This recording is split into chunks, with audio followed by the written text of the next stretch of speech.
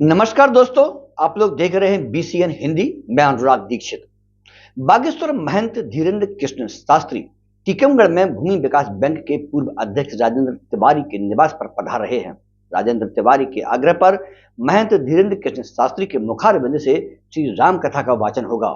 9 दिन तक महंत के भक्त राजेंद्र तिवारी के निवास पर विश्राम भी करेंगे। हमारा बीसीएन हिंदी चैनल महंत धीरेन्द्र कृष्ण शास्त्री का शयन कक्ष भी दिखा रहा है, जहां पर जाना सभी का वर्जित है। महंत के भक्त राजेंद्र तिवारी ने लाखों भक्तों को कथा श्रवण करने पीले चावल तो भेजे ही हैं, परंतु बीसीएन हिंदी चैनल के माध्यम से आमंत्रित भी किया है। ये है भूमि विकास बैंक के पूर्व अध्यक्ष राजेंद्र तिवारी का निवास, जहां पर 9 दिन तक बागेश्वर महंत श्री धीरेन्द्र कृष्ण शास्त्री निवास करेंगे। महंत धीरेन्द्र कृष्ण शास्त्री के आगमन के पूर्व ही उनके भक्त राजेंद्र तिवारी ने बहुत ही खूबसूरत सजावट से अपने निज निवास को पवित्र बना रखा है।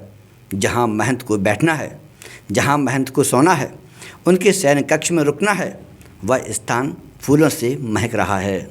अभी हम खड़े हैं टीकमगढ़ के भारतीय जनता पार्टी के वरिष्ठ नेता राजेंद्र तिवारी के घर पर। ये जो आप लोग देख रहे हैं, ये जो बेड है, इस बेड पर बागेश्वर धाम के महंत श्री धीरेन्द्र कृष्ण शास्त्री जी विराजमान होंगे, लेटेंगे, और ये उनका शयन कक्ष है। देखिए आप, आज हमारी ये इच्छा थी कि यहाँ पर आकर के सबसे पहले हम अपने सभी दर्शकों को बागेश्वर महंत धीरेन्द्र कृष्ण शास्त्री जी का बेड भी दिखाएं। इस बेड पर वो बैठेंगे। इस बेड को छू के ही ये लग रहा कि महाराज यहाँ पर जो बैठेंगे तो बहुत शांति मिलेगी, और यहाँ पर सभी लोगों का आना वर्जित है। 25 तारीख से महंत जी की कथा है। इस कथा के बारे में टीकमगढ़ के लोगों को और जो आपके श्रोता आ रहे हैं पूरे बुंदेलखंड से और प्रदेश से, उनके बारे में आपका क्या कहना है, और आप एक संदेश दीजिए। पूरी कथा की तैयारी तो चल रही है 2 माह से जी। करीब। बागेश्वर धाम का जो शिष्य मंडल है, वो पुरुष शिष्य मंडल और महिला शिष्य मंडल 2 भागों में है, और दोनों मिलके बहुत बड़े रूप में तैयारी की है, जिसमें करीब 1200 पुरुष शिष्य मंडल और महिला बागेश्वर धाम शिष्य मंडल करीब 600 कुछ के 1800 लोग मिलके जब बड़े रूप में तैयारी कर रहे हैं, तो आपको तैयारी का अंजाम दिख रहा होगा। हम लोगों ने निमंत्रण देने की स्थिति में एक एक ग्राम में, नीचे स्तर पर, एक एक पंचायत में, एक एक वार्ड में, नगर में और पूरे ज़िले में, खासकर टीकमगढ़ विकास खंड में 140 आरती करने का लक्ष्य था, परंतु समयाभाव और व्यस्तताओं के कारण हम केवल 123 आरतियाँ कर पाए अभी तक। आज हमारी 2 आरतियाँ और हैं, 125 आरती हो जाएगी। 125 महाआरती होने पे हमने एक एक व्यक्ति को उसमें पीले चावल निमंत्रण कार्ड दिए, और महाआरती के माध्यम से हमने आह्वान किया है कि आप हमारी कलश यात्रा में आओ, आप हमारे पूज्य गुरुदेव की कथा, राम कथा में श्रवण करो। जो 25 तारीख से 5 मार्च के बीच में हमें पूज्य गुरुदेव भगवान का आशीर्वाद मिला था कि आप कथा करा लें, तो उनकी जब आज्ञा हुई तो हम लोगों ने कार्यक्रम रचा। 9 दिन श्री राम कथा संगीतमय। उसका प्रथम दिवस हमारा कलश यात्रा का है। कलश यात्रा पितापेश्वर मंदिर से सुबह 10 बजे निकलना है, जिसमें हमने बहुत ढेर सारी व्यवस्थाएं की हैं। हाथी है, बग्गी है, घोड़ा है, मोनिया है, रामधुन है, भजन है, डीजे है, कई प्रकार की ऐसी व्यवस्थाएं। और कलश से संबंधित हमने इस बार 21,000 कलश माताएं बहनों के लिए तैयार किए हैं, जो अपने सर पे धारण करके पूरी कलश यात्रा में अपन लोगों के साथ रहेंगी। वो आगे रहेंगी, उनके पीछे हमको कलश यात्रा का स्वरूप तैयार करना है। हमें लगता है कि पिछली बार हजारों की संख्या में लोग बाग थे। इस बार जो तैयारी है और जो टीकमगढ़ का प्रेम है, हमें लगता है कि लाखों की संख्या में कलश यात्रा लोग आएंगे। हाँ। लाखों भक्त आएंगे। हाँ, ऐसा हमें लग रहा है। और तुरंत कलश यात्रा जैसे ही हमारी वहाँ पहुँचेगी, उस जल से भगवान की पूजा अर्चना की जाएगी, और तुरंत श्री राम कथा का प्रथम दिवस का गुरुदेव के मुखारबिंद से अपन लोगों को कथा श्रवण करने का अवसर प्रदान होगा। जैसे ही प्रथम दिवस की कथा विश्राम होगी, तुरंत बाद भंडारे की हमने व्यवस्था की है कि जो माताएं बहनें सुबह से धार्मिक अनुष्ठान कार्यक्रम में आएंगी। दिन में वो पूरे दिन कलश यात्रा में शामिल, फिर कथा श्रवण करेंगी। उसके बाद वो घर जाके अपने लिए, वो अपने परिवार के लिए भोजन प्रसादी तैयार ना करें। इसलिए हमने तय किया है कि 50,000 लोगों का भंडारा हमने तय किया है।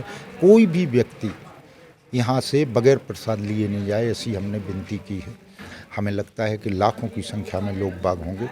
हमने जो पंडाल लगाया है वो आज अभी स्थिति में 85,000 स्क्वायर फीट का पंडाल है।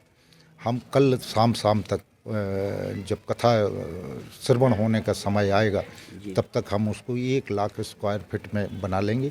1 लाख स्क्वायर फीट का मतलब 2 बाई 2 भागे 4 का भाग देंगे तो हमारा 25,000 आदमी उसके अंदर एट ए टाइम बैठेगा। जो नारायणदास खरे हॉकी टूर्नामेंट में हमारा मैदान कथा स्थल है उसमें स्टैक बने हुए हैं। स्टैक में करीब 25,000 आदमी बैठेगा। 50,000 के हमने ऐसे नीचे बैठने का मैदान में मैट एंड डाल की व्यवस्था की है। करीब 1 लाख व्यक्तियों को एक साथ कथा श्रवण कराने का हमने प्रयास किया है। साथ में वहीं पे भंडारा है। 10-20 हज़ार आदमी भंडारा में जाना, बाहर आना, कहीं कुछ करके, तो हमने जो तय किया है कमेटी के साथ कि करीब 1 लाख, 1.25 लाख व्यक्ति उस पंडाल कैंपस में उपस्थित रहेंगे। तुरंत उसके बाद पूज्य गुरुदेव भगवान का 27 और 28 को दिव्य दरबार, जो 9 बजे सुबह से 1 बजे तक, 1 बजे के बाद पूज्य गुरुदेव भगवान अपने निवास में आएंगे। उसके बाद शाम 4 बजे से फिर कथा का वाचन होगा। सबसे महत्वपूर्ण बात ये है इस बार की कि हमें प्रशासन बेहद सहयोग कर रहा है।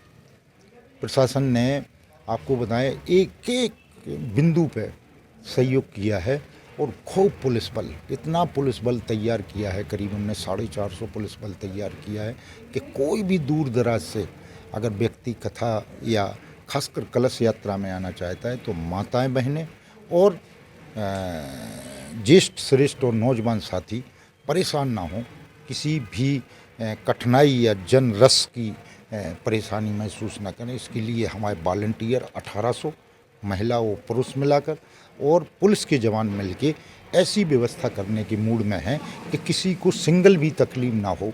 और प्रशासन का जो सहयोग हमारे लिए सबसे ज़्यादा, तो हमें प्रसन्नता है कि हमारे पत्रकार भाइयों ने फर्स्ट डे से लेके इस कार्यक्रम को इतने अच्छे रूप में लिया है कि जो हमारे कार्यक्रम का प्रचार प्रसार वो खासकर हमारी भावनाओं को नीचे तक पहुंचाया है, जिससे हमें नीचे जाके पता चला ग्रामीण अंचल में कि हम तो कथा करा रहे हैं, अच्छे रूप से करा रहे हैं। जी प्रदर्शित जो 45 दिन में पत्रकार और सब लोगों का सहयोग मिला, जी अपूर्णीय है।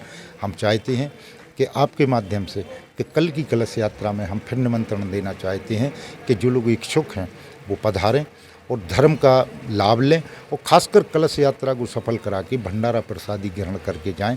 ऐसी हम विनती करते हैं अपने टीकमगढ़ जिले और विकासखंड के लोगों से। इस खबर के प्रायोजक हैं श्री बालाजी होटल एवं रेस्टोरेंट। सपरिवार इष्ट मित्रों के साथ बैठकर खाने पीने एवं फूड पार्सल की उत्तम व्यवस्था। आप सपरिवार श्री बालाजी होटल एवं रेस्टोरेंट में आइए और एक बार भोजन का स्वाद चखिए। स्थान चकरा तेगला, झांसी रोड, टीकमगढ़। BCN हिंदी, टीकमगढ़।